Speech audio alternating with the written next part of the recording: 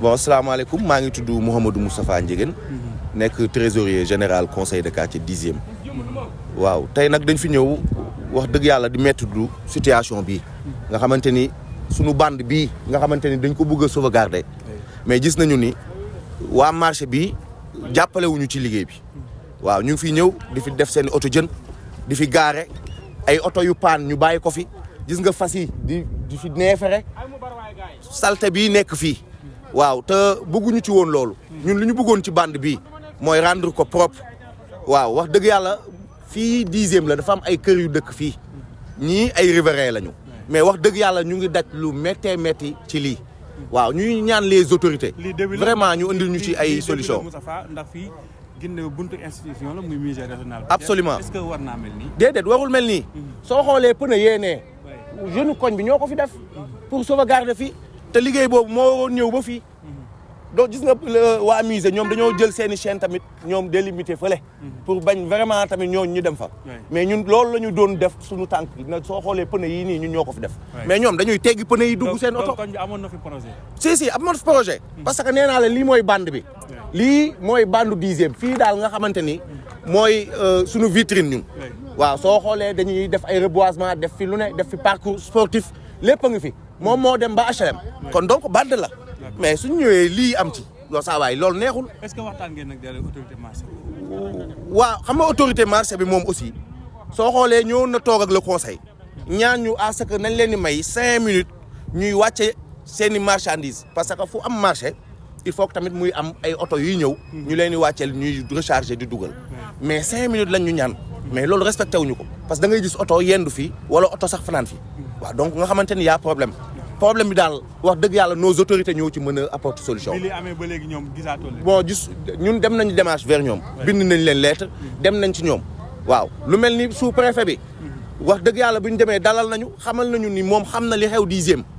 waaye il faut moom mu toog ak le maire toog ak commandant police centrale pour mën a après nag mën a ñëw fii def seen déguerpissement.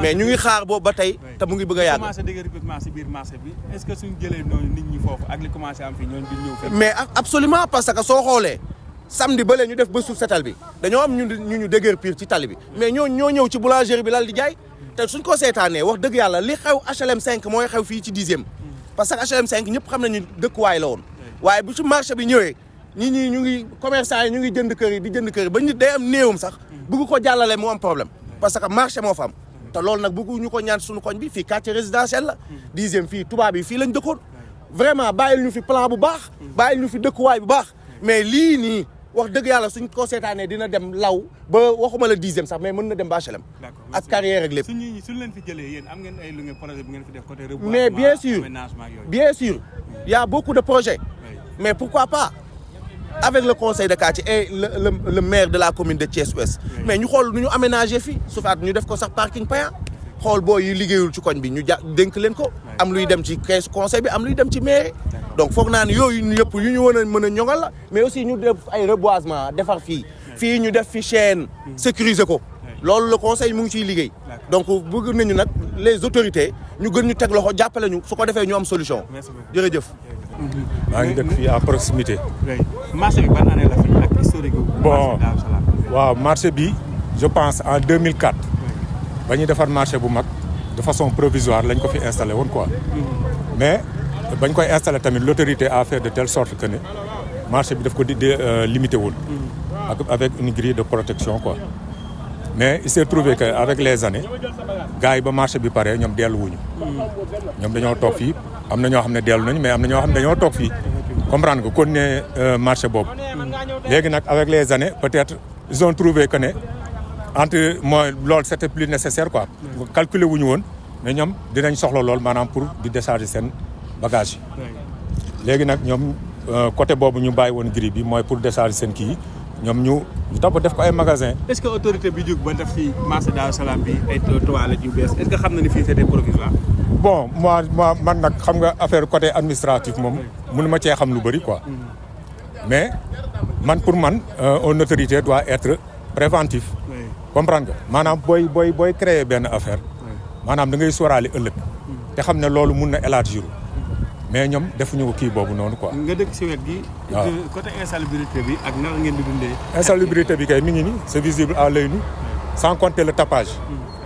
parce que ñoom seen camions yi di kii sans compter yi ñuy gaspiller yi ñuy yàq. yi nga xam ne dañ ko fi fekkoon ñu defar ko. ba pare ñuy ñëw di ko yàq bu nawet bi jotee mu ñu indil yeneen problème. parce que gis nga canal ba la ñoom ñoo ko toj. léegi dafay am ay suuf. bu nawet bi jotee ndox mi dootul mën a circuler. kon day dem ci kër nit ñi. sans compter mbalit mi nga xam ne ñoo ngi fi bàyyi bu ngelaw ñëwee ci biir kër ñi lay mujjee. kon sans compter tamit beneen aspect bi nga xam ne moo gën a important. ndax ku sa doom di jóge fii di jàngee ji côté bi. gis nga ne insécurité boobu nga xam ne moom lay nekkee ci traversé tali bi. ndax ci tali bi lay dox. du amatul trottoir amatul dara maanaam daal di lancer un appel aux autorités. pour ñu jug ci lii. waaw loolu daal dans l'ensemble.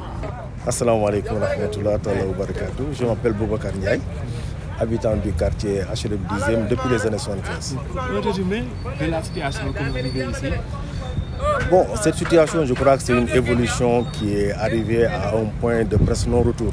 Cela veut dire ça fait quand même 10 ans qu'on se bat contre ce marché, contre cette occupation anarchique. Et vraiment, on a essayé de toutes les manières. C'est-à-dire on a été obligé de créer un conseil de quartier pour cela. C'est-à-dire créer un conseil de quartier pour régler les problèmes de notre quartier.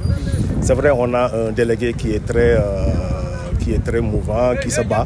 Donc on a pensé qu'avec un conseil de quartier, on allait l'aider un peu plus et pouvoir prendre en charge les problèmes de notre quartier. Bon, on a vu qu'on a essayé d'aller vers la démarche d'attirer l'attention des autorités. Oui. Bon, je ne dirais pas que ça ne marche pas, mais ça prend du temps.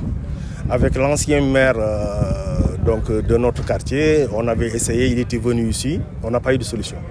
On a un nouveau maire, on a encore les autorités qui sont là. On va toujours vers eux, on écrit, on essaie de les sensibiliser. Mais maintenant, on sent que les gens tendent à aller vers des confrontations. Nous ne sommes pas pour cette confrontation, même si on pense qu'il le faut.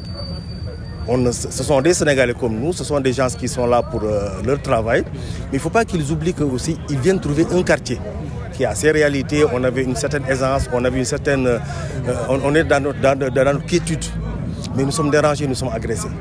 Je crois que le problème du poisson, c'est-à-dire faire d'ici une sorte de débarcadère, ça pose un problème. Ça pose un problème parce que c'est une nuisance. C'est une nuisance, ça sent. Donc de plus en plus, il y a les citernes. Il y a l'insalubrité. Mais en même temps, souvent le matin, quand ils viennent décharger, c'est une nuisance sonore. Les premiers habitants qui sont là, ils le sentent. Déjà à 5 h du matin, ils sont agressés. Donc je crois qu'il est temps vraiment que les gens sachent quel est le problème. Nous sommes pour qu'on trouve une solution pour le régler. Vous avez des projets d'aménagement dans cette époque? Effectivement, on avait même planté des arbres ici qui sont cassés. De l'autre côté, vous voyez, les arbres existent. Oui. Ici, on avait ces mêmes arbres-là, on les a cassés. Et nous sommes pour reprendre, cela. On a même envie de faire d'ici, si vous voulez, un parking pour les gens qui viennent au marché, que les riverains peuvent gérer. Mais tout cela, on ne peut pas le faire avec ce marché.